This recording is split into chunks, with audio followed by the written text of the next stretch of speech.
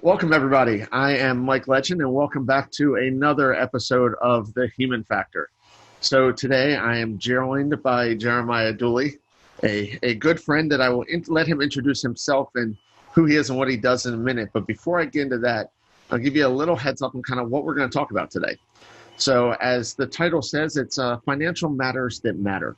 And what that really comes down to is over the last quite a few years, Jeremiah and I have talked about kind of the challenges we've seen that specifically people in tech, but a lot of people generally have with knowing what their comp plan really means, what they should be asking for, how they could be asking for it, all the options, and what all that is.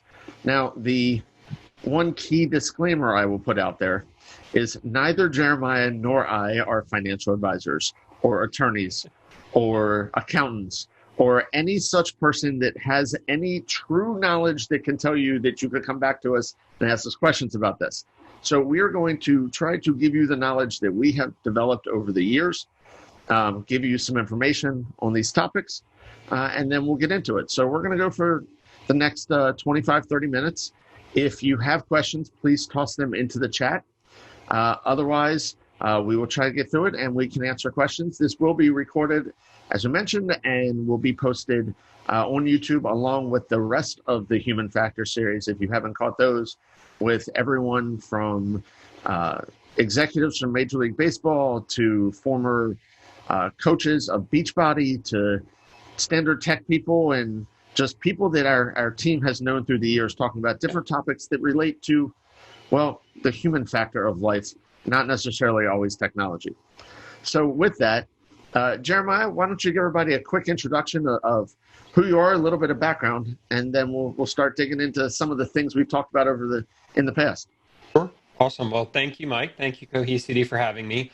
My name is Jeramiah Dooley. I am currently a cloud advocate at Microsoft, and I lead a team of engineers who focus on how we can help customers who deal primarily with enterprise platforms, be those virtualization platforms or data protection platforms, how we can help them both find places in Azure that are going to provide value to them and their companies, but then also show them how it is that we can make that stuff work. So we do lots of development of demos and lots of development of code repositories for customers to be able to use and pull in there. I've been with Microsoft for about 2 years, but in the last probably 15 years of my career, I've been everywhere from 20-person startups to legal and medical and data center hosting and technology companies. I have and as we go into this, we'll talk a little bit more about it, but I've gone through the process of how do we build the role you want and how do you negotiate the comp for the role that you want and how does that change both as just the industry changes, but also as your level within the company and kind of where you are on the org chart changes. So this is, like you said earlier, this is a discussion that we've had in different venues at different times in our careers and different times in the lifespan of the industry. That has always been fun and I think has always been topical. I think with a renewed focus on working from home, the renewed focus for on how do you negotiate for a job and where does that negotiation process fall down and where does it fail people. And then, as I've gotten to be a hiring manager in one of the largest companies on the planet, and you kind of get to see some of how that process works and places where it works really well and places where there's certainly work to do. So it's exciting to, get to come on here and talk to you about something that is obviously near and dear to our heart. Yeah, so I think one of the things right away on that, you mentioned the shift for everyone on the work from home or work from anywhere or work from, we wish other places sometimes, I think. I know like this week, Google came out and said that they're going to give everyone that's working from home $1,000 stipend towards things.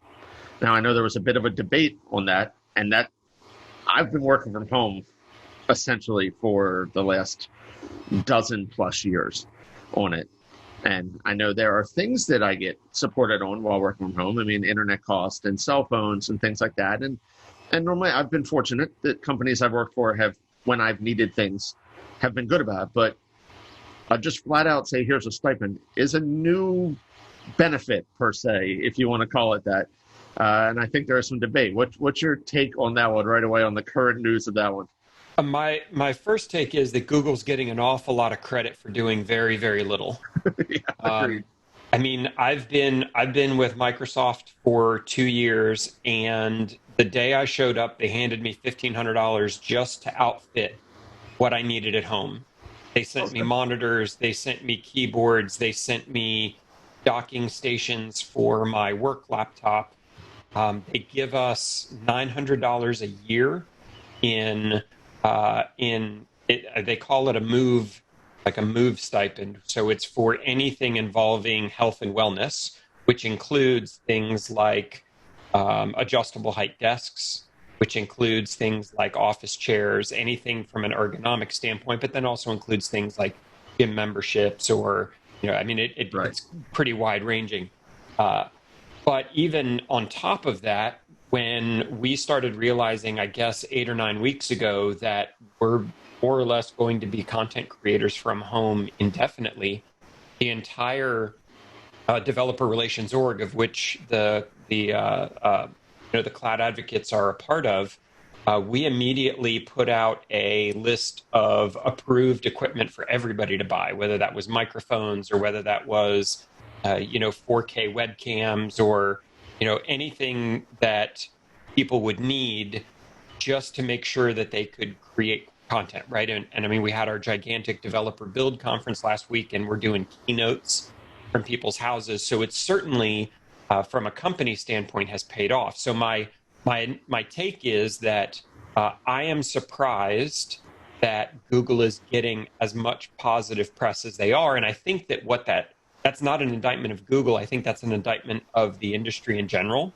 That that we have friends who are working for billion-dollar companies who are getting almost nothing for being in a work-from-home position. I can't tell you that I'm expecting it to change, right? I mean, when Facebook tells everybody to work from home and then immediately tells them that you either have to come back to the Bay Area or you have to stay at home and take a pay cut because wherever it is that you're working from is going to be cheaper than San Francisco, right? I mean, when that sort of just kind of crass cost savings gets pushed down onto people because they're working from home and that's seen as a benefit, just tells me, there's not a whole lot of people at a lot of companies who've actually managed a work from home workforce, right? Who actually know what that means. But then B, the accountants are going to account, right? I mean, the bean counters are going to count beans. And at the end of the day, it's a lot easier to pull that stuff back from the people who are working from home than it is to cut back on the LaCroix subscriptions for filling the refrigerators inside the office. Yeah, I think there's that when you look at the benefits. So to keep it positive on that note, when you look at some of the benefits people can get when they're looking at a new offer, whether they are working from home or not, I do think that was something that a lot of people considered, especially in the Bay Area. What were those bennies at the office? I mean, whether it was the snack space, whether it was the drinks, paid food. I mean, obviously Facebook, having plenty of friends that work there was the running joke that the Facebook kitchen of someone's home kitchen, if they work for Facebook, was a couple sets of plastic utensils and a stack of red Solo cups. But think about that. I mean, the reason that all of that exists is because they never want you to go home, right? They want you to give them 12 to 14 hours a day and be happy about it because you got served a hot meal twice a day by a chef. I'm right in it. And I mean, I don't want to pick on Facebook. Microsoft does the same thing on campus in Redmond with just spectacular facilities. But again, if you're someone who's looking at that role, whether it's one of these, we want to keep you in the office for as long as we possibly can, or a work from home role where just by the nature of that beast, it's really, really easy to work more than you should. I think you need to take into account exactly what you are giving up in order to get that, that refrigerator full of Diet Mountain Dew that looks great until, you're 5 weeks into 14-hour days, and all of a sudden none of that makes you happy. Yeah, and I think both of us have been through the Sure. stretches of burnout on that it was, and a lot of it was because we were in positions that you were working crazy hours. It was, whether it was expected or not, it was something we did. Some places expect it, obviously. So when people are looking on the benefit side of things, Sure. before we even get into kind of some of the known benefits that are listed, I mean, we obviously will get into things like just salary package and signing bonuses and stock options or RSUs and all that, because I think I do want us to dig into that. I think that's something we found that has a lot of confusion on it. I think one of the pieces that gets missed often when people are negotiating their package is what is the cost and benefit of benefits on it, not just healthcare, which is something to consider. I know you see a lot more companies that in tech specifically are paying 100% of healthcare or paying chunks of healthcare. It doesn't necessarily translate to everybody else. I mean, obviously healthcare costs are on the rise, have been on the rise. There's all that discussion. But how would you go about telling someone, before you even start looking at what things in that package, what are the things that they should be asking before they even, a lot of people want to know what the salary number is. And I personally, if somebody calls me, a recruiter calls me and asks me, what's my number? I won't give them a number. Sure. I will often say, what's the title? And here's the range that I know that title has been paid to other people. Yeah. I am within that range and probably on the higher end. And after we talk about this part at the beginning, I really want to talk about that range and title thing, because that's something that I've personally really focused on as I hire and build out the team that I'm running. So don't let me forget that. But I think that at any point when you're looking at, should I move, or you've decided to move and you're looking at, where do I want to move, the first questions you have to ask are internal. Right? The first questions you have to ask are, what must I have? Right? We know lots of people who have families with medical issues, and there are specific types of insurance that they need or specific types of coverage. And so regardless of everything else, of how much it costs or where it is that we're going to be, like, you need to make sure that the must-haves are covered. We also need to really ask ourselves, what is our level of risk tolerance? Because as we talk about the different types of compensation that we can have, all of them are going to have different risk basis. And generally speaking, the more risk you take, the higher that compensation level can be. Although, as my good friend Kai Rizdal from Marketplace likes to say, stock markets go up and down. Yeah. So I think that first question is, what is my level of risk tolerance? What must I have, and what am I okay betting on myself and betting on my performance and betting on my company in order to be able to lift the upside?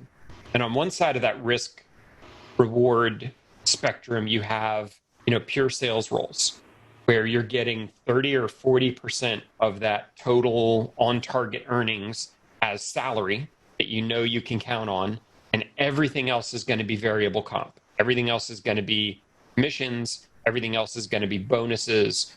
Right now, that total comp can end up being significant, but at the same time, we see something like a global pandemic, and all of a sudden sales aren't where they're supposed to be, and there's no safety net for you, right? There's no lifeline that gets thrown there. That's the bet that you made moving into that job. On the other side, we have the kind of traditional enterprise jobs where you're getting paid a salary, and that salary is sometimes 70, 80, 90% of your total earnings.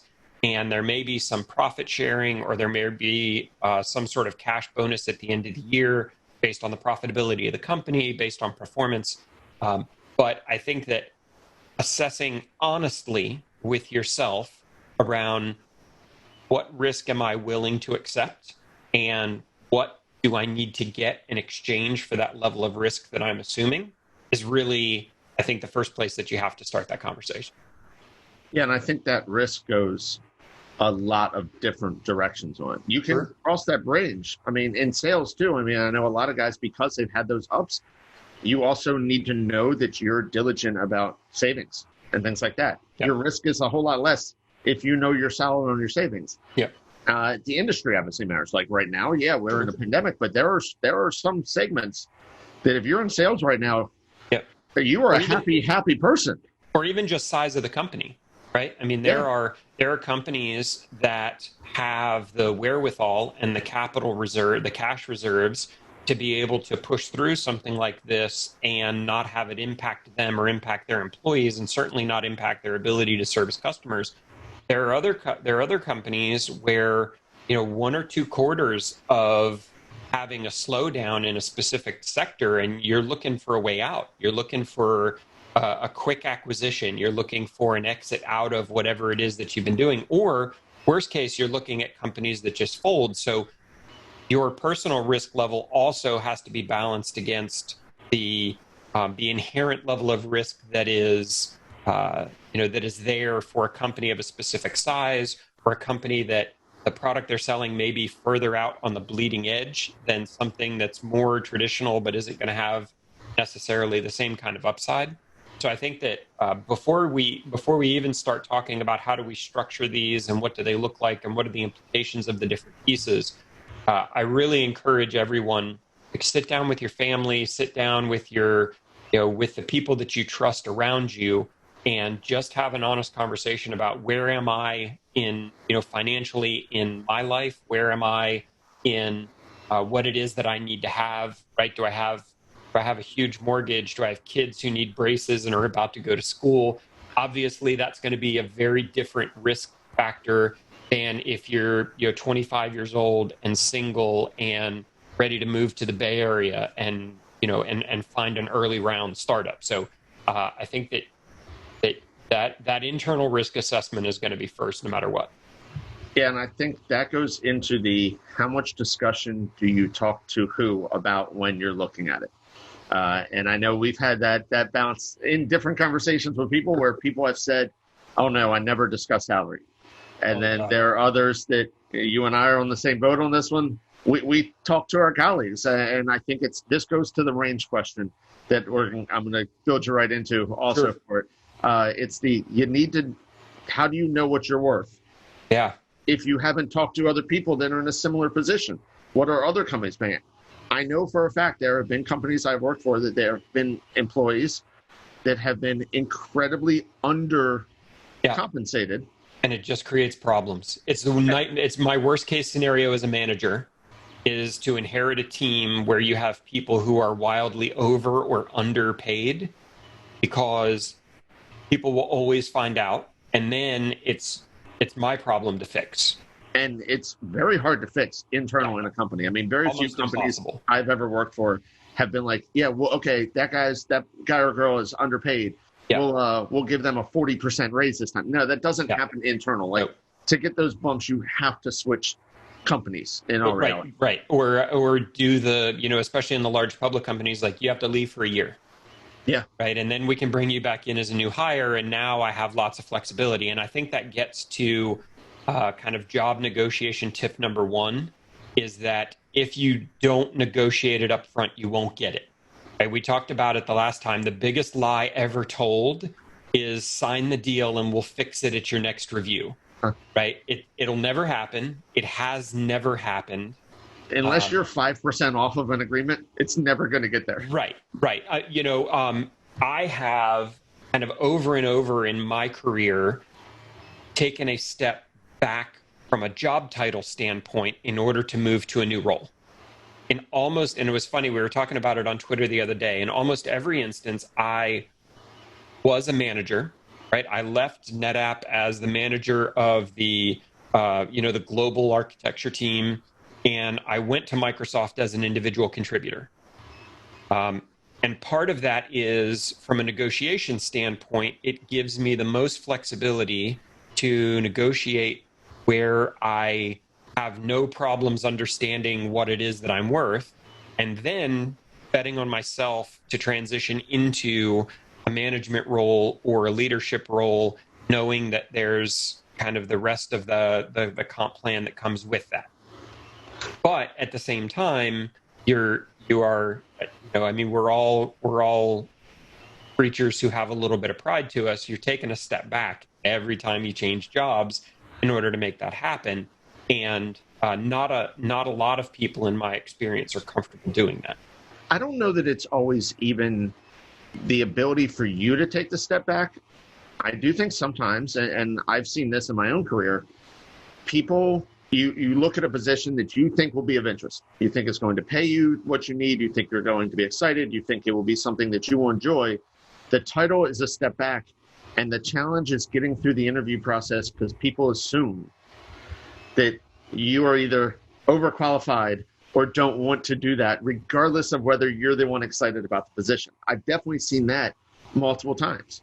But I've also seen the flip side. I've also seen, if you were an amazing individual contributor at your previous job and you go to interview at Cohesity for a management role, if I'm the hiring manager, my first question is, I have no guarantees you can do this job.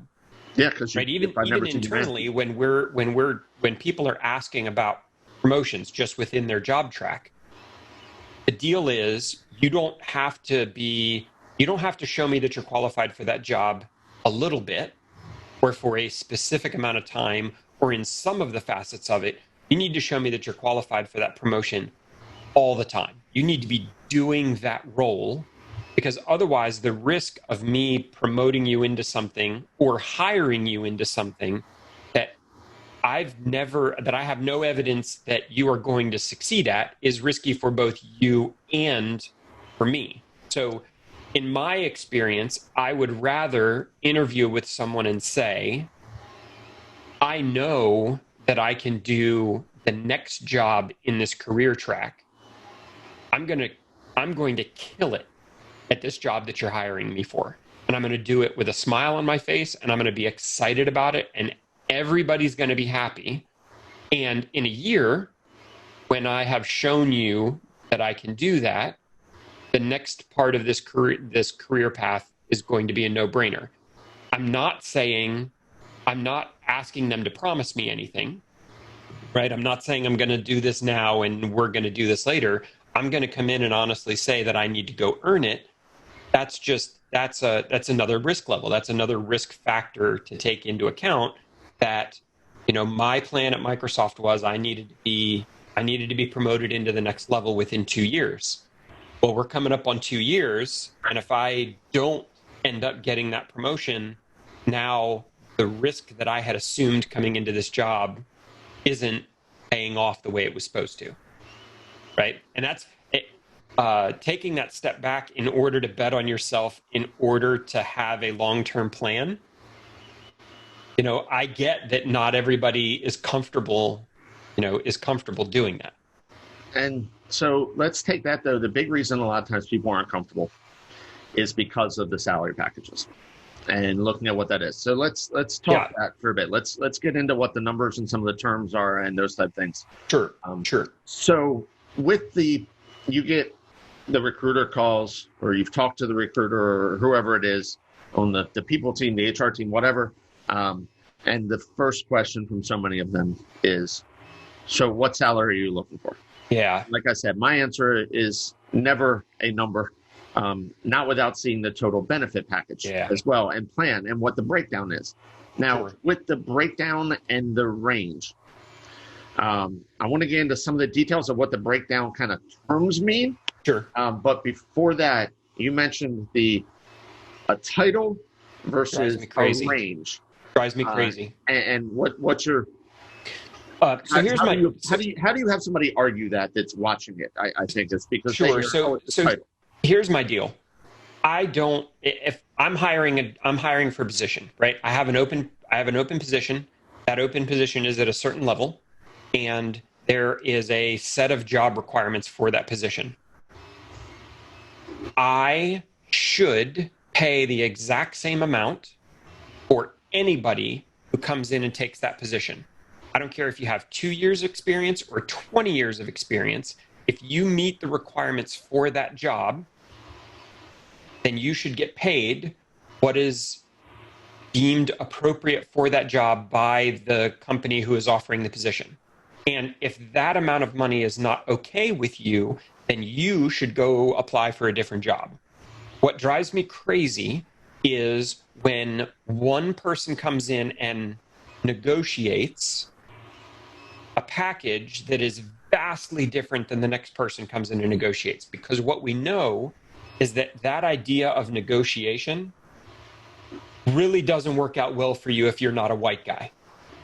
Really doesn't work out well for you if you're a woman, if you're a person of color, if you are any sort of minority group or disadvantaged group, if you're someone who isn't comfortable with that type of confrontation, if you're someone who isn't comfortable talking about money like that, there are so many different ways that you can end up being underpaid moving into a job, which you're doing the exact same work as everybody else who has that job title and who is at that level. It irks me to no end, and it's something that I have kind of worked around the system a little bit at Microsoft to completely avoid by just saying to everybody who interviews for the job, this is it. This is literally every bit of compensation that I can give you, and I'm going to offer this exact same package to everybody who applies. Like, there is no negotiation here. But even there, yeah, well, even there, that requires them to trust me a lot, right? That I'm trying to do right by them, which probably isn't the same experience they've had hiring before. So that whole idea of the negotiation process determining how much you get paid really frustrates me. But in the world that we live in, that's how it works. So when we look at the overall comp plan, there's really 3 pieces of it that I think we need to focus on. The first one is going to be the other category. It's going to be, what type of health coverage does it have? How many days of vacation do you get? Right? It's going to be all of the ancillary stuff that goes around it. Do you get the annual stipend for health, for fitness and benefits and stuff like that, right? And companies are very quick to hand you a glossy set of pages around exactly how all of that works, right? Because those are benefits, and especially at Microsoft, those are benefits that they clearly lay out as part of your compensation, like with a dollar figure, because all of that is taxed, right? And it is standard across the board for every employee. Any company you're talking to should be able to give you those numbers. Right. Very early in the process. Maybe there's a PPO and an HMO. Like, maybe there's a couple different health plans that maybe have a different, but that other category should be something that they can hand you the PDF that you can go through and see exactly where it is. So that's going to be one category. And take the time to compare that to where you're at now, because that can have a significant difference on your take home. I know I've talked to so many people that have not spent the time doing that. And they went especially from, healthcare. We're spending, for my family, we're spending 450 hours a month on healthcare. And this other offer, yes, is $5,000 less, but they're paying all your healthcare. Right. So do the math, 450 a month versus zero. Right. Congratulations. We live in a country where healthcare is absolutely broken. So yes, it's something that you have to be very knowledgeable about, or at least do the research about as you bring it in. So that's kind of category 1. On the other side is the easy one, and that's your base salary, right? That's going to be, what do you get in a biweekly paycheck? What can you count on? No matter what do you have coming into the checking account that you can pay bills with, right? And that gets back to that self-assessment. What must I have? What pays rent? What pays mortgage? What pays? Right. What's on the table? Exactly. What covers all of my basic necessities, and what do basic necessities mean for me and mean for you and mean for everybody who's listening? And that can be Middle, just because you've got the risk of a sales position too, to get into some of the terminology. When you're doing that negotiation, if you know that, you can negotiate things in like a draw. Just because you're not an account exec and the direct sales guy, maybe you're looking at a sales engineering role, maybe there's a technical component of it. So maybe you're going from a 90% no number to a 70-30 split. Well, but that 70 is pushing it for you, but you know if you make some adjustments, you can get there. That 30%, you can negotiate things like right. a guaranteed draw Sure. over the next 3 months type Sure. thing for your first quarter or something to kind of give you some cushion. And I think a lot of people don't think about that when they see the base number and here's your commission number. Well, oh, I might not get any of that. Well, Negotiate, making sure you get some of that. And that middle area, I think, is the place where my advice to everyone is to not be afraid of pieces of that comp plan being more complicated than they have been for you.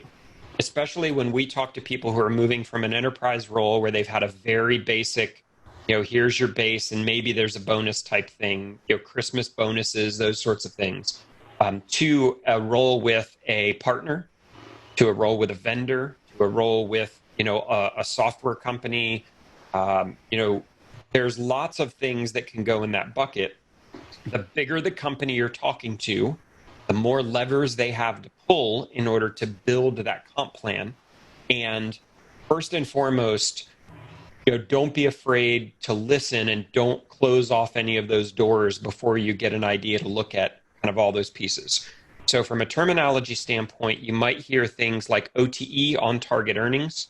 OTE is the number that includes if everything goes well, if you hit 100% of your target, whether that target is a bonus or a sales target or a commission or whatever it is, whether it's a technical position or a marketing position or a sales position, if everything goes well, here's the total amount that you can earn. The difference in OTE between a sales role or a pre-sales role and a corporate role is going to be that in a corporate role, generally, you're never going to make more than that OTE. The most you will ever make, if everything goes well, is that OTE.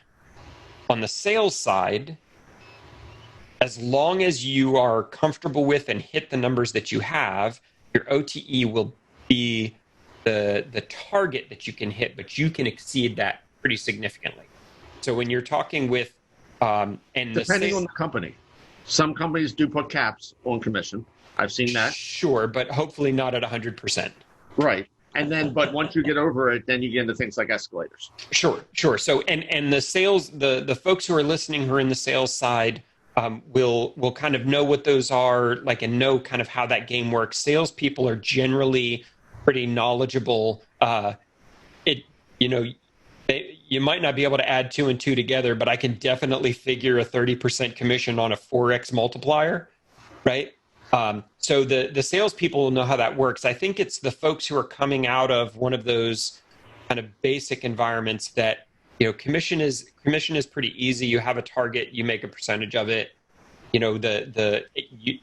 get that number fed to you every month so that you can verify it against what it is that you sold, and it's pretty straightforward. For the folks who have been, the VMware administrators or the Windows administrators or the Linux admins who've been, the database managers who have been working inside an environment, that middle piece can contain some stuff maybe you haven't seen before. There's always the annual bonus, and sometimes that's a fixed percentage, sometimes that's a variable based on profitability, but there's always kind of that annual bonus part of it. Most, in startups where I've worked before, that 70-30 or 75-25 split, meaning 75% of your OTE would be salary, and then you could get up to 25% of that in bonus. Probably not going to exceed that 25%, but you could get that full OTE. On top of that, especially as companies get more complicated from a financial standpoint, there are other things that we can do. There are lots of startups that offer stock options.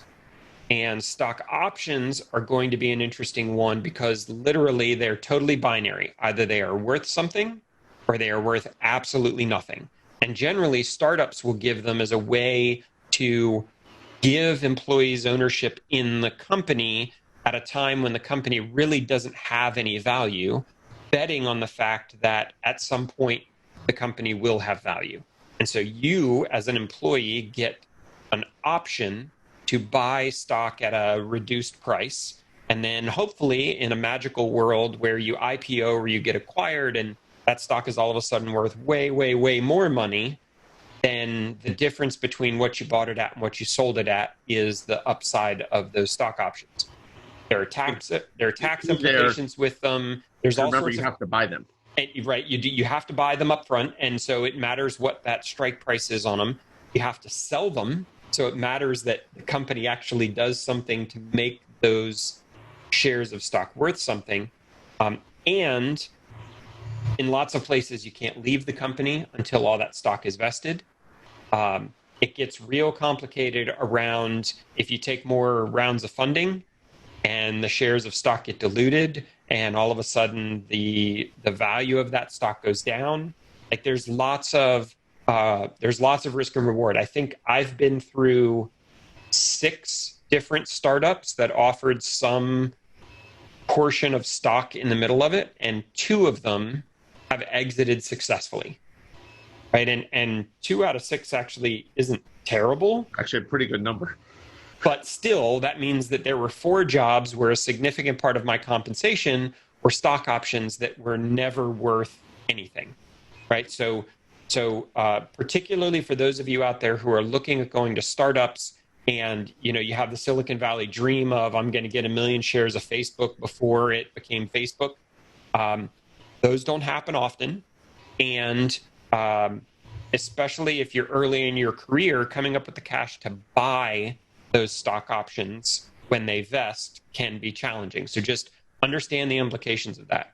Well, the good thing on that, there was a lot of places too with the options. When they get to an exit, there are programs with the banks that help if they get to an exit. If they're going to IPO, the bank that takes them to IPO often has a process to essentially do as a one-day loan. Yeah, so options you can buy at your low number. It's not the greatest option on it. Yeah, but you're right. I mean, especially at that point when you're flush with cash, sure, why not help everybody out? Now, the other way that can happen with startups is that instead of giving you stock options, they can just give you stock grants, right? And one of the startups that I worked at, everything that was given to us from a stock standpoint was a grant. So basically, the stock had a value of $0. You didn't have to buy it. You didn't have to do anything with it. They granted you that share of stock when it had no value. And then when the company sold, they take the total value of the company and they divide it by the number of outstanding shares. And that's the value of the shares that you have. And that value, in our case, got paid out by the company who was acquiring us. Right. So, I mean, again, it was a 200-person company. It was pretty easy to figure out who had how many shares of, grants of stock and be able to do that. Now, it's a lot more simple for the employees. Keeping track of grants and handing things out to people free has a whole different set of ramifications on the actual raising of money and those sorts of things for the company itself. But, that idea of stock grants or even restricted stock, right, stock that you get but that you can't exercise until a certain point in time, are going to be alternatives to the stock options that we, I guess, kind of most stereotypically hear about with the startups. And I think one of the things people need to be aware of too is, especially as funding rounds come in, just because you have this stock, your stock could be common stock. Yeah. Oftentimes when funding comes in, there are preferred stock. Yeah. I've never been at a place where an option or an RSU was a preferred stock. It was.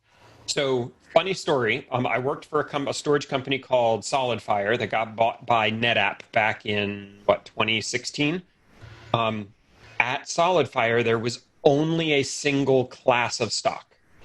So every share of stock that every investor, that the founder of the company, and that the employees held, every share of it was valued exactly the same. Very rare.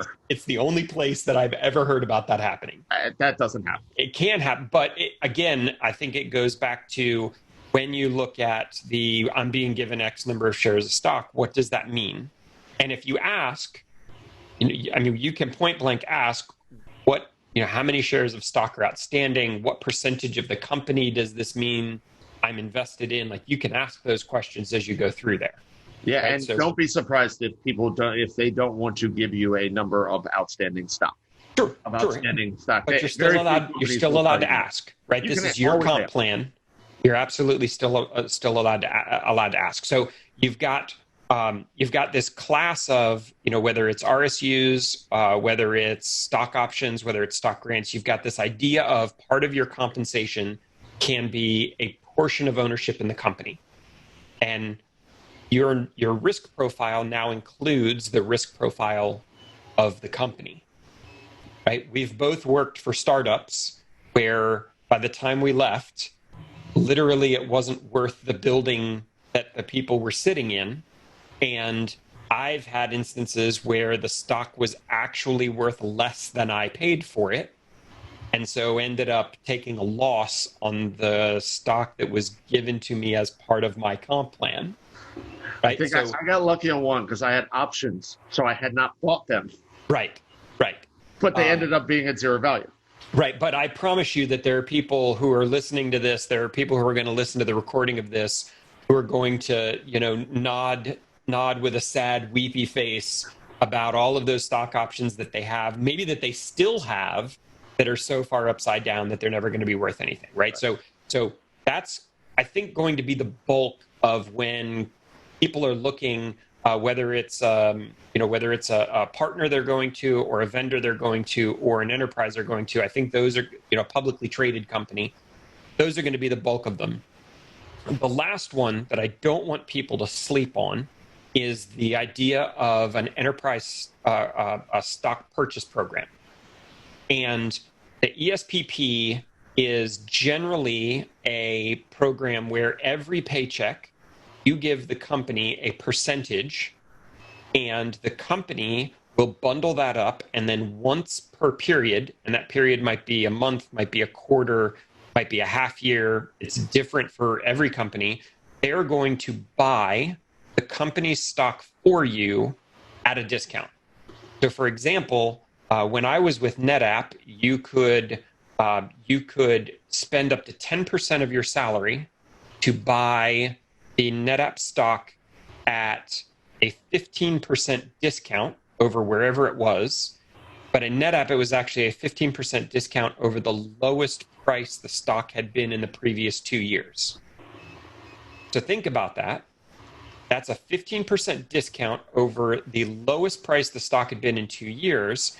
If you started working there when the stock was at $30, and within 2 years that stock gets to $80, that's a huge, gigantic amount of comp that you are getting from the company by investing a relatively small portion of your paycheck into something that provides that return for you.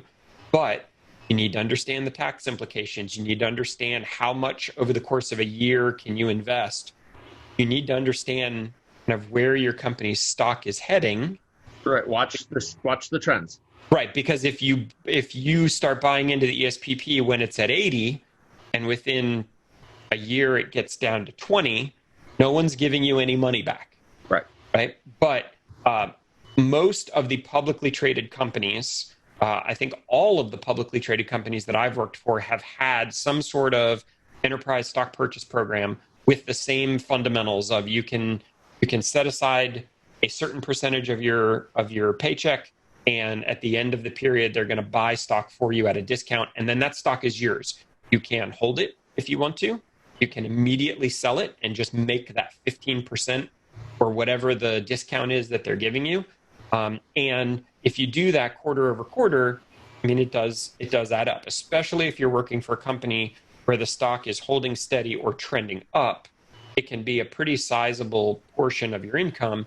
Think of it the same way you would like a 401k match.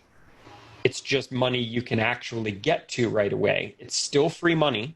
They're still handing you that discount simply for being an employee, but it's then converted into actual shares of stock that you can hold on to or sell or trade or do whatever you want to it.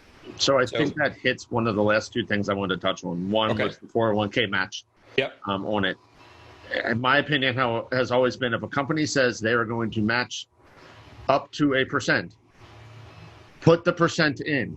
In all reality, no matter how much you're making, the percentage it's needed, normally it's 5%, 10% at most, you're not going to notice that as much because a lot of that comes pre-tax too. Yeah, so a lot lower numbers. You really should be doing it. As a fundamental, always max your 401k. Now, I get not everybody can. Not everybody's in a place where that's a possibility. But if you use that as a target, right? If you use that as a target for budgeting, if you use that as a target for negotiating your comp plan, if you use that as one of the targets that I want to max my 401k, it is pre-tax. It is one of the kind of best and easiest ways to take money pre-tax and put it aside and have it for retirement. At a minimum, put in enough of a percentage to get all of the free money your employer is giving you. It's free money. All you have to do is put in enough to be able to capitalize on it. Yeah, you will sometimes hear we'll match half of it up to 5%. Right. So put your 5% in and get the free 2.5%. And get the free 2.5%. Now, the flip side is 401k matching is one of the things that even large companies are going to yank immediately when something external happens, right? You and I both know lots of gigantically large publicly traded companies who 4 weeks into a pandemic immediately start pulling things like 401k matching off the table. Yep. And that's okay. It gives you the ability to decide, do I want to maintain the percentage that I'm paying into the 401k, even if I'm not getting the matching, or do I want to pull that back and wait for the matching to come back? You can adjust that in real time from paycheck to paycheck. That's not a big deal. But just know that that's one of those things that it exists by the good graces of your employer, and it's not promised and it's not guaranteed. And we have pretty real-time evidence of large companies saying that that's going to be one of the first things that goes if we have to start looking at cost savings. Right. So don't count on that for if you're looking at a 3-year number for here's what I can earn all in over the next 3 years. Probably putting the 401k matching in there isn't a great idea because it's not guaranteed to stay where it is or even stay at all. I think so. One note on the 401k though, if you are not a avid person that watches stocks and watches the market, people laugh about it all the time. Find someone, an advisor you trust, someone that you've worked with, someone that your friends have worked with, that you know that they've done well, and get some advice on where to separate out your 401k. You should not be doing it like a dartboard. Don't guess on which funds am I going to put in. Well, these look good. I'll put it in all the mid-risk. Granted, the flip side is the time period that you're investing in your 401k is so long. Right. I set the slider right in the middle and lose my login. I don't want to know what it's doing. I sure as hell don't want to look at it on a regular basis. Not right now. This is not something, well, not ever, right? Because it doesn't matter. It's not something that I want to tune in real time over the next 20 years that I'll be investing in it for my career. I'm comfortable again saying to myself, what is my risk tolerance that I'm okay with? Setting the slider at that point on, every 401k has the how aggressive and how conservative you want to be. Set the slider, close the browser, forget about it. Forget you're doing anything with it. There will be times when it's way up.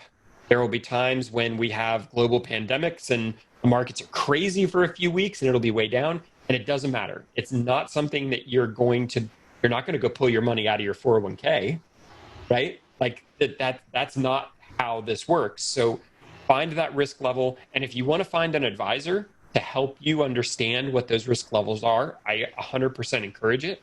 Set the slider and walk away from your 401k. If you want to invest stocks, if you want to look at mutual funds, there are lots of different really interesting things, especially in the IT environment, in the tech industry, that you can do as if your 401k is your super long term and your ESPP is your single issue short term, there's a lot of stuff that you can do in the middle, or not, depending on your comfort level and your risk level. But with the 401k, set it and forget it. Like that's for when you're 60, right? And until you get even close to that, there's no right now you're not hidden to take it out if you need to, but that's not something to live on. Just like right, and cashing out a 401k and paying the 15%, that you immediately pay the government for withdrawing out of a 401k early. Just don't do it. Don't take loans against it. Don't withdraw it. Like, just let it go. Leave it alone. And when you get to say don't take loans against it, because you're paying yourself if you're doing it. Depends what you're using it for. Sure. And if look at your percentages. Sure. If you have high credit card debt and you're paying 20% a month on it, and you can get a loan for 3 years, pay all that credit card debt, fix your credit, and drop that interest rate to 4%. By all means, I would argue it's not a bad idea. I would argue there's a bigger problem there to fix.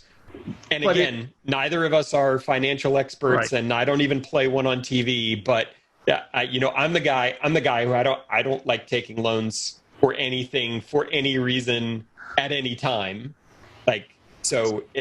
Again, my risk level when it comes to that is going to be different than much lower on that, than maybe somebody else's. If I can't pay for it, if I can't write a check for it, then I probably didn't need it to begin with. So the last thing I was going to hit, and then we are definitely way longer than we normally go. I know you and I could talk about this for hours on end. So I think the last thing that people tend to sleep on when they're looking at job offers is not just what the package is now, but what are they getting today? Anything. It is not an unusual thing, especially as you move up your career, to have things like a signing bonus. Oh, yeah. Things like that. Don't sleep on it. So touch on that for a moment, and then I think we'll wrap it up.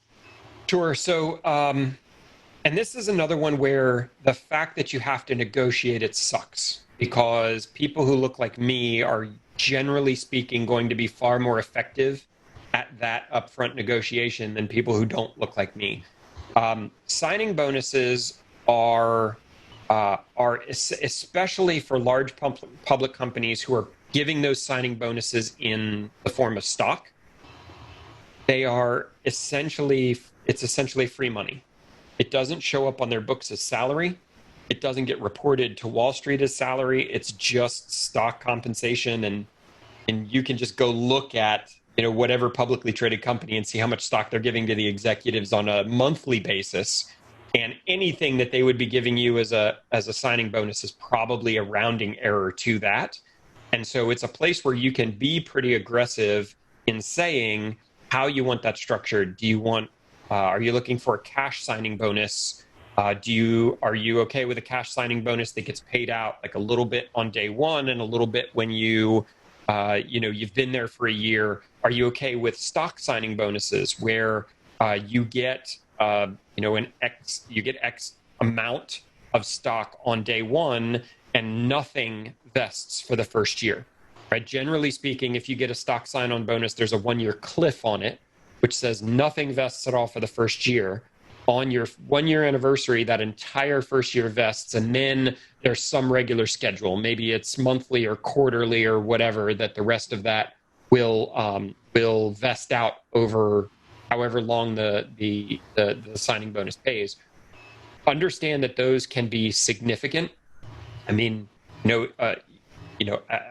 six-figure signing bonuses, particularly as restricted stock units, is not unheard of or even uncommon.